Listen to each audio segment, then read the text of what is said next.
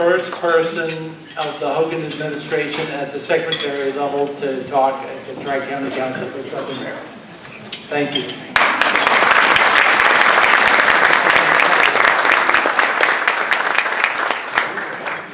Thank you, John, and I'm going to keep this as brief as possible, other than to say thank you very much for welcoming me and the rest of the administration back to the Rural Maryland Council.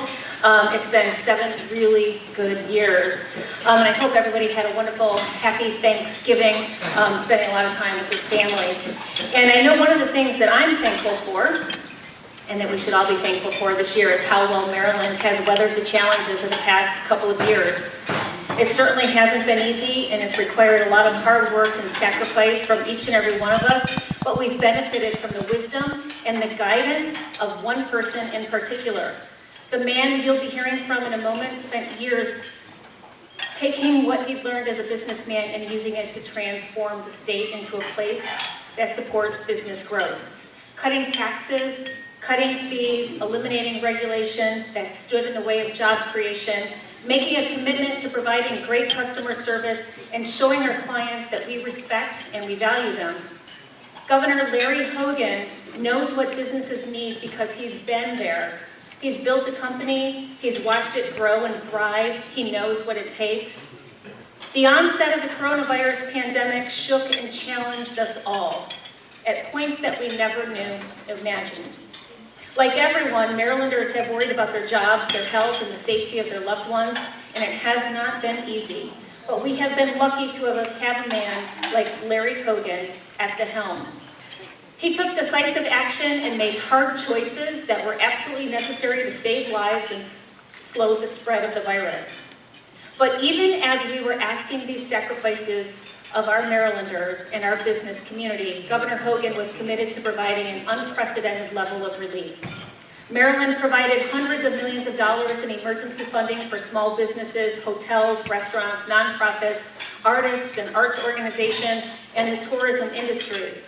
There were different stimulus payments to low and moderate income Marylanders, tax relief for small businesses, and funds to help companies expand telework opportunities for their employees and convert to online sales. Our state is emerging from this pandemic with a stronger economy than in most any other state in the country, and Maryland is well positioned for future growth and prosperity. Governor Hogan has also encouraged people to stay safe, to protect themselves and their families, and to embrace proven and reliable ways to fight the spread of the virus. He has consistently urged Marylanders to wear the mask and get vaccinated. We've given more than 9 million vaccine doses in the state. 99.9% of all seniors in Maryland have received at least one dose. 88% of all adults have received at least one dose, and vaccine boosters are available for all adults across the state. I hope that you're all planning to get yours. Maryland is strong, Maryland is resilient, and Maryland is open for business. I'm honored, thank you. I am so honored to have served in the governor's cabinet since the very beginning of this administration, and I continue to be inspired by his leadership and his example. Ladies and gentlemen, my friends, I would like to introduce my very dear friend, Governor Larry Hogan.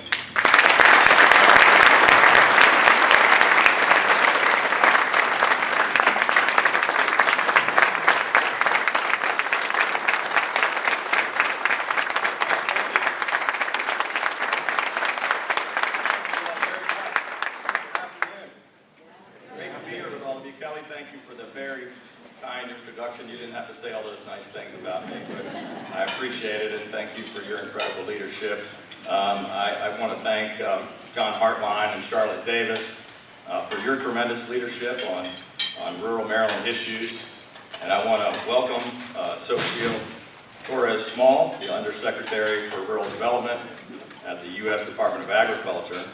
And I want to recognize our legislators and many of the other distinguished guests who have joined us here today.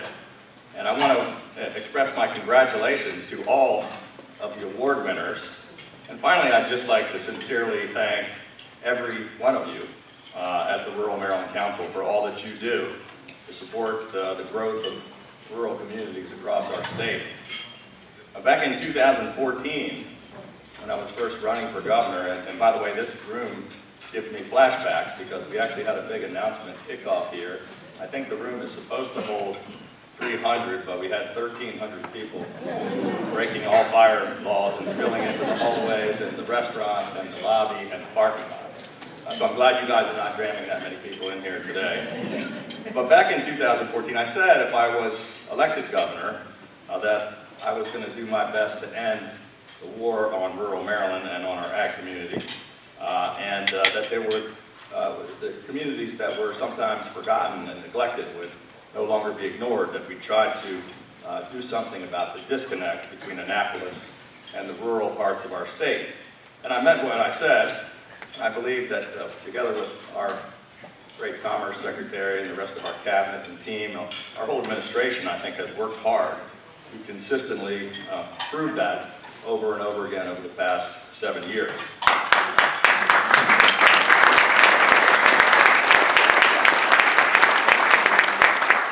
We've been proud to fully fund the Rural Maryland Council every single year. I was the first governor in Maryland history to ever fund the Rural Maryland Prosperity Investment Fund, which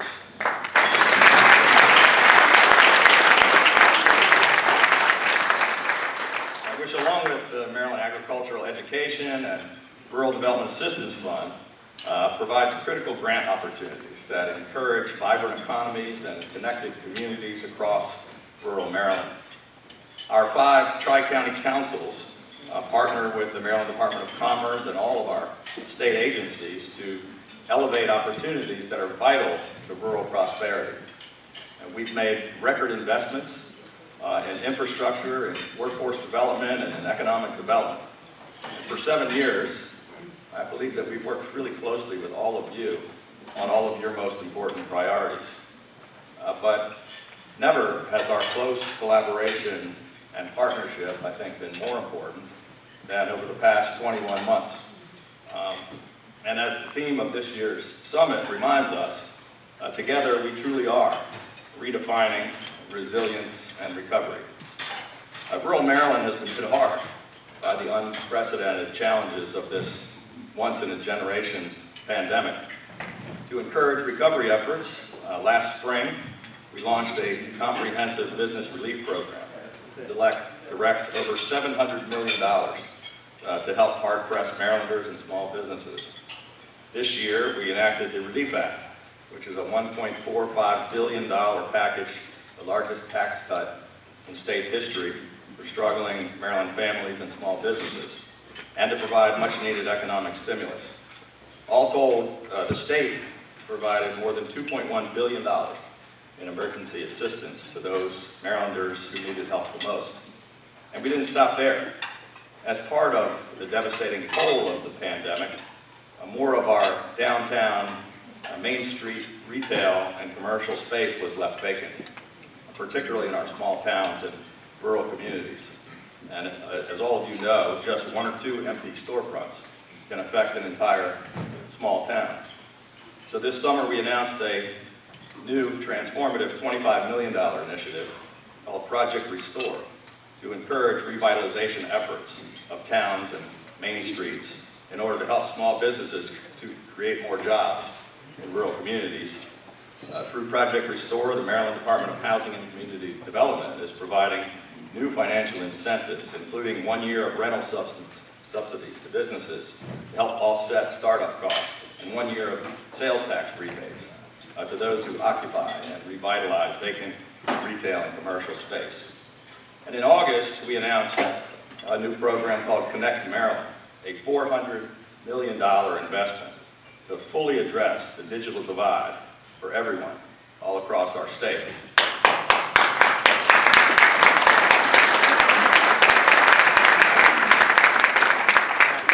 We established a new Maryland Broadband Advisory Work Group to ensure that this funding gets invested in the local communities and that these important projects get underway as quickly, efficiently, and as cost effectively as possible. Our Connect Maryland initiative also includes an emergency broadband benefit subsidy program to reduce the cost of internet service for low and moderate income households. As a result of all of our efforts, and thanks to all of our hard work, Maryland continues to lead the nation in both health and economic recovery. And we've now added more than 100,000 jobs over the past year. Our unemployment rate is the lowest level it's been since the pandemic began, and more jobs are available than ever before in the history of our state. Redefining resilience and recovery means thinking outside the box and working together to deliver real solutions to the problems that we face. And that's exactly what we have been doing. And I'm so grateful to have such an incredible partnership with the Rural Maryland Council. And now as we continue to move forward together, I have every confidence that not only will rural Maryland fully recover from this pandemic, but that we're going to come back stronger and better than ever before. Thank you all so much for everything you do.